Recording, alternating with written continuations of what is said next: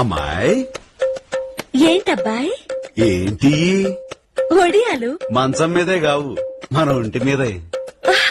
బట్టలు. అదే నా బట్టలు ఎందుకు వేసుకున్నావు అని. నాకు బట్టలు లేవు అందుకని నా బట్టలు వేసుకున్నావా? అవును. విప్పో విప్పో.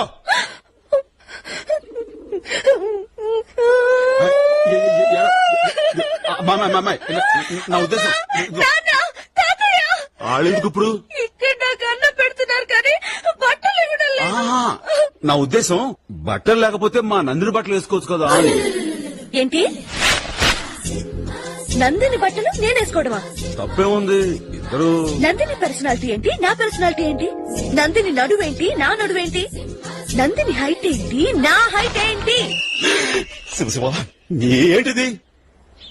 Loose pant. సరే ముందు ప్యాంట్ వేసుకో.